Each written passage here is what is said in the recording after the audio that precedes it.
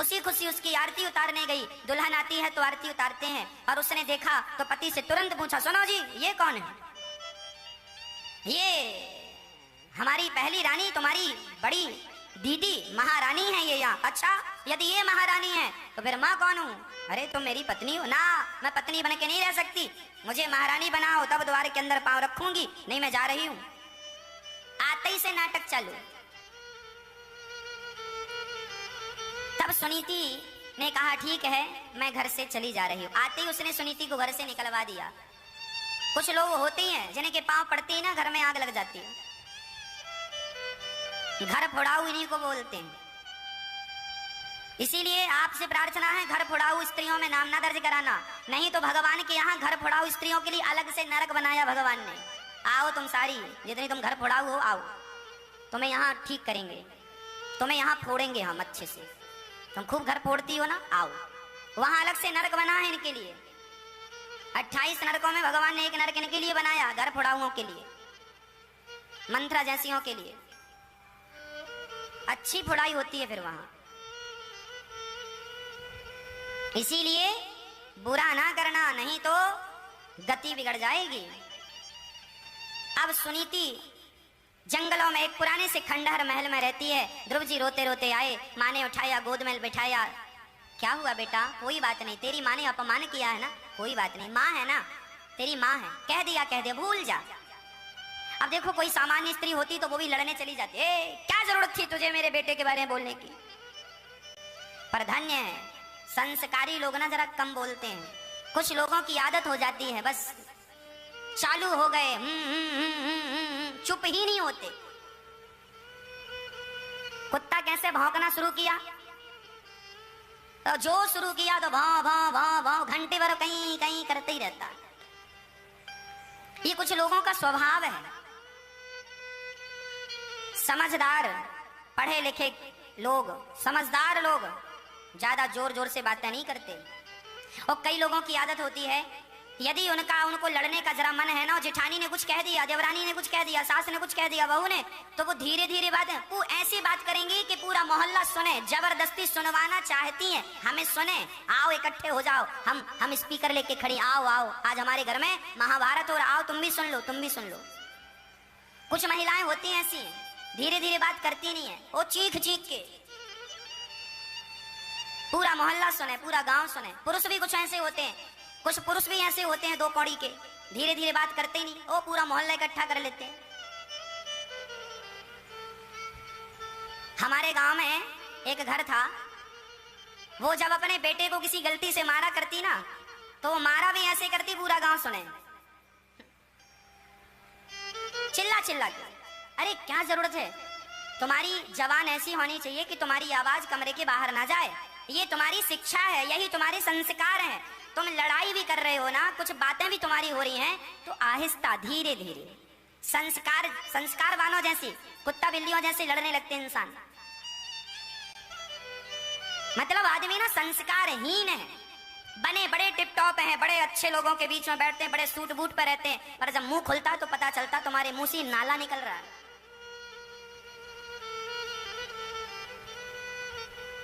धीरे धीरे बोला करो। इसीलिए हमारे बड़े बुजुर्ग कहते हैं, मौन रहो तो ही अच्छा है। 100 गालियां भगवान श्री कृष्ण ने शिशुपाल की सुनी। कितनी गालियां? 100 गालियां। भगवान ने कोई उत्तर नहीं दिया। संस्कार यही है, शिक्षा यही है, पढ़े लिखे होने का विद्या ददाति विनयम। नम्रता यदि है आपके अंदर, सहनशीलता है आपके अंदर, तब तो आप पढ़े लिखे हैं और केवल डिग्रियां पाई हैं। चरित्र में तो कोई शिक्षा दिख नहीं रही है। कहाँ बोलना है, कहाँ नहीं बोलना है, क्या बोलना है, क्या नहीं बोलना, इतना नॉलेज नहीं है, तो फिर काय बात की तुम्हारी शिक्षा? क्यों पढ़े? कैसी पढ़ाई है तुम्हारी? केवल पेट भरने की पढ़ाई है तुम्हारी? जाओ नौकरी करो, 50,000 रुपए कमाओ, 20,000 कमाओ, 1 लाख कमाओ, नौकरी करो, पेट भरो, बस खाओ पियो सो जाओ। ये काम तो गधा भी कर रहा है, खाए पिए सो जाए। गधा भी खाता है, बच्चे पैदा करता, सोता, तुम भी यही कर रहे हो। आज का आदमी 3 काम करता है, खाता है, सोता है और बच्चे पैदा करता है, और समय बच जाए तो झगड़ा करता है। और यही काम गधे भी कर लेते हैं, यही काम कुत्ता भी करता है। कुत्ता भी खाता है, सोता है, बच्चे पैदा करता है, और खाने के बाद थोड़ा ताकत आए ना तो झगड़ा भी करता। पचेगा कैसे? भाव भाव करके बचा लेता। और यही काम तुम भी कर रहे हो, खा रहे हो, सो रहे हो, बच्चे पैदा कर रहे हो, और समय मिल रहा तो झगड़ा कर रहे हो। ये काम तो सुअर भी करते हैं साहब। जरा बताओ कि तुम्हें भगवान ने मनुष्य क्यों बनाया है? मनुष्य बनने का अर्थ क्या है? मनुष्य बड़े भाग्य मानुष तन पावा, फेरत सदा माया कर प्रेरा, काल कर्म स्वभाव गुण घेरा, कवहु की नर करुणा कर देही, देत ईश बिनु हेतु सनेही। बड़े भाग्य से मनुष्य का तन मिला है।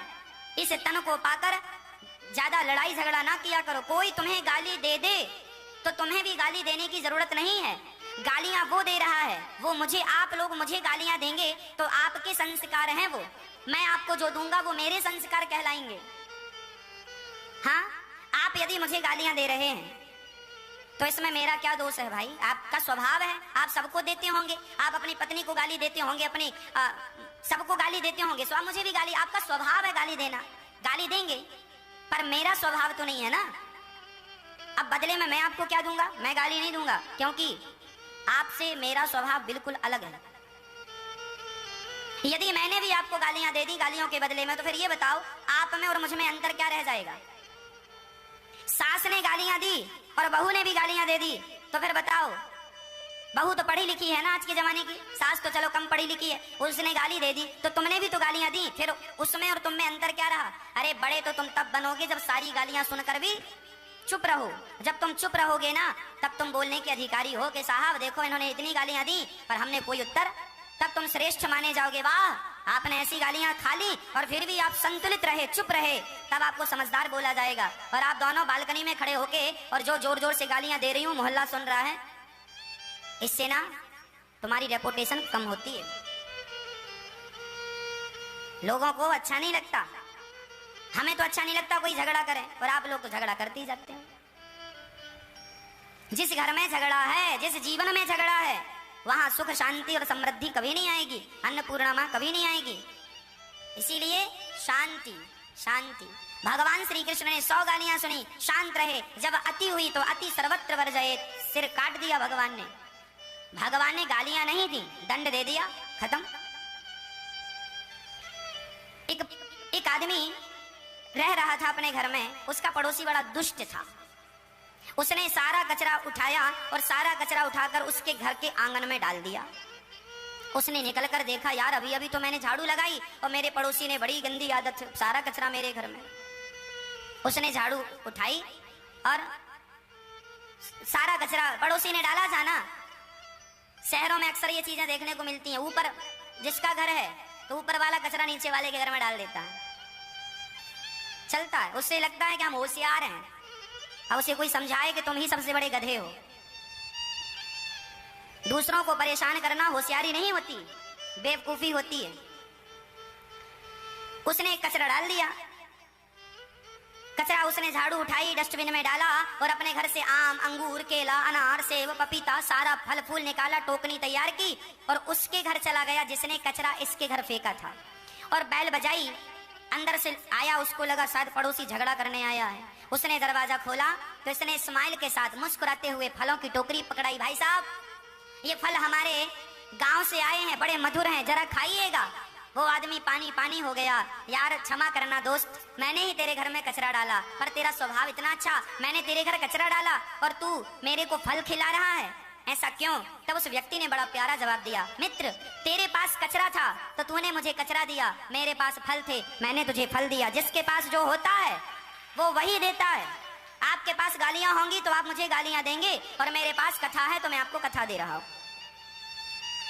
जिसके पास जो होता है वही देगा। सास गालियां दे रही है, बेचारी ने जीवन भर जोड़ा ही क्या, जो जोड़ा है सो दे रही है। सोना चांदी जोड़ा होता तो सोना चांदी देती, बेचारी ने गालियां अपनी सास से सुनी और आगे तुमको पेस्ट करती जा रही है। उसके पास वही वही है। तुम्हारी बहू गालियां दे रही है तो और दे भी क्या सकती है बेचारी? अच्छा है कुछ दे रही है, कुछ ले तो नहीं रही है ना, ले लो जो दे रही है। अच्छा कुछ तो दे रही है, ना देने से अच्छा कुछ दे रही है। जिसके पास जो है वो दे रहा है। नदी के पास पानी है, नदी पानी दे रही है। वृक्षों के पास फल है, वृक्ष फल दे रहे हैं। गुरुजी के पास ज्ञान है, गुरुजी ज्ञान दे रहे हैं। बबूल के पास कांटे हैं, बबूल कांटा दे रहा है। गुलाब के पास खुशबू है, गुलाब जिसके पास जो है वही तो दे रहा है। बबूल कांटा ही तो देता है। बबूल क्या देता है मेरी माँ? कांटा। गुलाब क्या देता है? खुशबू। जिसके पास जो है वो दे रहा है। तो आपके पास जो है वो आप देंगे। आप अपने सास को क्या दे रहे हैं? वही जो आपके पास है। आप अपनी बहू को क्या दे रहे हैं? वही जो आपके पास है। आप अपने बच्चों को क्या दे रहे हैं? वही जो आपके पास है। संस्कार होंगे तो संस्कार दोगे, और दुष्टता होगी तो दुष्टता दोगे। इसीलिए कहा करता हूं, बच्चों की गलती नहीं है, हमारी गलती। हम सही रास्ते पर चलें, हम अपने जीवन में अनुशासन से चलें। देखिए, आप अनुशासन में रहेंगे तो आपके आसपास के लोग अनुशासन तोड़ने की कोशिश नहीं करेंगे।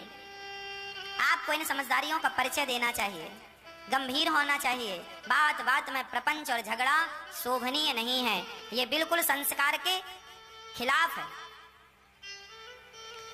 ध्रुव जी महाराज को माँ ने उपदेश दिया है, बेटा जा, तेरी माँ ने अपमान किया है, जा तप कर। सच्ची कहा है तेरी माँ ने, तप कर। नारद जी गए, रास्ते में सच्चे गुरु मिल गए। कौन से? श्री देवर्षि नारद जी। नारद जी ने कहा, बालक कहाँ जा रहा है? ध्रुव जी ने कहा, मैं अपने भगवान को प्राप्त करने ऐसी गोद में बैठूंगा जिस गोद में आज तक कोई ना बैठा। नारद जी ने कहा, जंगल बड़ा खतरनाक है, जल्द चला जाए यहाँ से, जंगल में बड़े बड़े जानवर हैं, खा जाएंगे। नारद जी ने डराया, पर ध्रुव जी की अटल भक्ति थी। गुरुजी, बिना भगवान को पाए हुए अब जिंदा शरीर नहीं जाएगा। मर जाऊंगा तो लाश भले चली जाए, पर जीते जी तो भगवान को प्राप्त किए बिना मैं लौटकर नहीं जाऊंगा। अब मुझे भगवान को प्राप्त करना है, आप कोई उपाय बताओ। देखिए, भगवान को पाने का संकल्प है। इसीलिए कहा करता हूँ, भगवान के भजन की शुरुआत लड़कपन से हो, जवानी से हो, बुढ़ापे का इंतजार ना करना। आप लोग ना बुढ़ापे, आज हम जवान जवान बच्चों से कहते हैं, बेटा कथा सुना करो। अरे महाराज जी, कथा तो बूढ़ों को सुननी चाहिए, जवानों को क्या सुनवाएं? ये कथा कोई जवानों की? तो एक बात याद रखना, कथा लड़कपन में सुनोगे, जवानी में सुनोगे तो बुढ़ापा अच्छा हो जाएगा। इसीलिए भगवान की कथा लड़कपन में और जवानी में सुनना स्टार्ट कर दो। बुढ़ापे का इंतजार करने की जरूरत हमें नहीं है। लड़कपन सबसे अच्छा है भगवान को, बच्चों को। अरे सीधा है, छोटा सा पेड़ होगा ना, जिस तरफ मोड़ दोगे वो वैसा ही मुड़ जाएगा। बच्चे छोटे, कच्ची माटी है, कच्ची मिट्टी को जैसा, उस माटी की चाहो तो चिलम बना दो, उस माटी का चाहो तो सुराही बना दो, माटी की चाहो तो घड़ा बना दो। छोटे छोटे बच्चे तो कच्ची माटी होते हैं, कच्ची मिट्टी होते हैं। उस मिट्टी से चाहो तो बच्चों को विवेकानंद बना लो, राम कृष्ण बना लो, और चाहो तो रावण कुंभकर्ण बना लो, मर्जी आपकी है। कौन सा आकार देना चाहते हैं? चिलम का आकार कि घड़े का आकार? चिलम दूसरों, खुद भी जलती है, औरों को भी जलाती है। यदि आपके बच्चे रास्ता भटक गए तो खुद भी जलेंगे, औरों को भी जलाएंगे, और सही रास्ते पर आ गए तो घड़ा स्वयं भी ठंडा रहता है, औरों को